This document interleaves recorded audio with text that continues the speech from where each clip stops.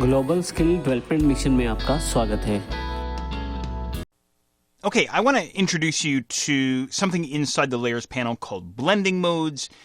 Admittedly, it's a pretty deep subject. Really what I'm aiming for in this exercise is to at least get you warmed up to the idea, introduced to the idea of blending modes. And then perhaps a little bit later on when we talk about some special effects, we'll take an even closer look at how these guys work.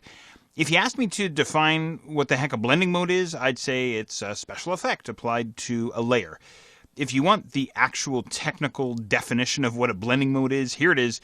It's a mathematical algorithm to calculate color effects between two different layers. How do you like that? Two or more layers, really, I should say. So essentially what we're going to do is we're going to take one of our layers inside the layers panel and apply a blending mode to it. What that's going to do is it's going to apply a color effect to the pixels that reside on the layer and control or apply this algorithm, as I say, to those pixels, and it determines how they interact with the pixels inside the rest of the image. It's kind of complicated. I think I should just show you. So here we go. Here's our introduction to blending modes. Go ahead and grab your statue layer for a moment, if you would. Up towards the top of the layers panel where it reads normal. Drop this guy down, and here's our huge list of blending modes, special effects, if you will, that we can apply to the pixels on the selected layer. There's tons of them, and they're a lot of fun to mess around with. For instance, what does multiply do? Well, go ahead and choose multiply, and we see a color effect now applied to the statue layer. Okay, so mine sort of darkened a little bit. How about lighten? What does that do? Oh, there we go. We have something like that. So just sort of a faint outline. We could get into, for example, an overlay, something like that. Or one of my favorites is difference, which gives us something like this, almost kind of like a photo negative effect. So that's why I say they're special effects when people ask me exactly what a blending mode is, a special effect. And a lot of times you just have to try them out and see what you're going to get. There are actual definitions for every single one of these guys, but I've long since forgotten, and I think I started to get into some of them, and then I quickly just decided, you know what, it's easier just to experiment visually rather than trying to remember exactly which ones do what. Okay, but what you'll find in your work is you'll start to favor a handful of them. Okay, for example, I like my vivid light. I'm a big fan of overlay. I use overlay every once in a while, difference as I mentioned, and so on. Okay, now where things get interesting is when we start to apply opacity to our blending modes as well. So here's a quick down and dirty example of what I'm talking about. I'm going to go back to normal. And by the way, I should mention this as well as a quick aside, that the blending modes are what's referred to here inside Photoshop as non-destructive. So as you can see, I'm all the way back to where you and I had started simply by taking the statue layer's blending mode back to normal. Okay, so you can really start to monkey around with these guys, but they're non-destructive. You can always go back to normal, which takes you back to the beginning. Okay? All right. Now, how does opacity play into this? Well, what I can do is I can start to fade back my image. I'm going to move over to the opacity field here. You can either use the drop-down slider, or you can drop your cursor into this field, or you can actually click and drag on the word opacity there. Opacity is a scale from 0 to 100%, and what we're doing is we're fading back the opacity of the pixels that reside on the selected layer. So we're messing around with the transparency, really. Okay?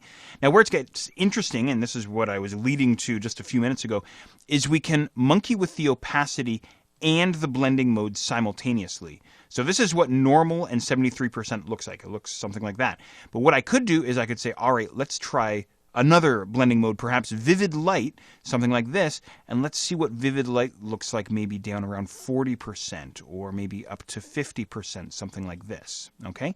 Again, you can use the drop-down slider if you want, if that works a little bit better for you. I usually just click and drag on the actual label name there. Opacity moves a little faster. So obviously you're going to want to spend a little bit of time experimenting. This is our first sort of foray into working with special effects inside Photoshop, and of course there's lots more that I want to show you, but you can have a lot of fun with these guys. Now, what's interesting too, I should mention this as well, is we can start to monkey with multiple blending modes, multiple opacities on multiple layers. So for instance, here's 91% difference on the statue layer. Then I could go after my stripe layer, and I could say, all right, let's take the stripe layer and just fade it back a little bit.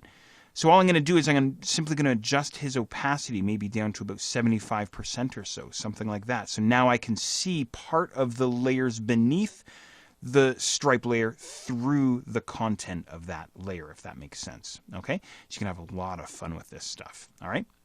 So I feel like I should almost sort of turn you loose and let you have some fun here with your blending modes and your opacity here inside Photoshop. However, before I do so, and now I'm starting to have fun here monkeying around with some of these guys, before I turn you loose, there's one more thing that I want to show you. Give me a second here. I'm going to crank my stripe layer all the way back to normal and 100%, taking me all the way back to where I started, of course. One more thing that I want to show you, and that is how to create something called a fill layer inside Photoshop. Now, you'll recall this from earlier on. We were talking about background layers, and I said that an image that had only a background layer was a flattened image, that sort of thing. Well, if I come along and I grab my bottommost layer, in my case, clouds, and let's say, for instance, I start to fade this guy back, maybe even down to about 40% or so, I'm seeing that checkerboard pattern appearing inside the background. And of course, we know that the checkerboard pattern is Photoshop's way of telling us that this is a transparent area or a semi-transparent area, as we're having here, or as we're seeing here. So what we can do is we can create a solid fill layer, because I want to see what this would actually look like on a solid white background. I don't want to see the checkerboard pattern, but I do want to see the clouds faded back just a little bit. Okay, so what I'm going to do is I'm going to create this thing called a fill layer. Here's how to do it. I'm going to bring my cursor over to this icon here at the bottom of the layers panel, create new fill or adjustment layer. There's lots of great commands inside this drop-down menu, but we are after solid color. So we're going to create a solid colored fill layer. Go ahead and choose that guy. This is what we wind up getting. We actually wind up getting Photoshop's color picker window, and I could probably spend about 20 minutes talking about this window alone. But here we go. For the sake of time, what I'm going to do is I'm going to bring my cursor into this area here on the left-hand side of the dialog box, and it's white that I'm after, so I'm going to drag and kind of click way up into that top left corner, somewhere in there. Okay, of course, I could go and choose another color if I wanted to. You can see what's happening there in the background of my photo. You can have a lot of fun with this, as you might guess. I can use this center color ramp to go and change the colors that I'm working in. Perhaps I want to go up to blues or purples or something like this. And then the specific color that I'm choosing, I'm just clicking out of this left-hand box here. Okay? But as I say, it's white that I'm after. So I'm going to go way up to that top left corner, sampling white in my background like so. And then I'll go ahead and click on OK. Now, as you can see, the fill color layer is on top of the clouds layer. So what I'm going to do is I'm going to drag the fill color layer beneath clouds, something like that. So now I can see the clouds. I can see them faded back to about 40% or somewhere in there. But now I'm not getting that checkerboard pattern, which is great. So sometimes I will use a white fill layer if I'm messing around with opacities and blending modes on my bottommost layer. Just a little trick there for you. In any regard, go ahead and monkey around to your heart's content for as long as you want with your opacity and your blending modes. When you're ready to come back, I'll be waiting for you, and we're going to check out something called layer groups.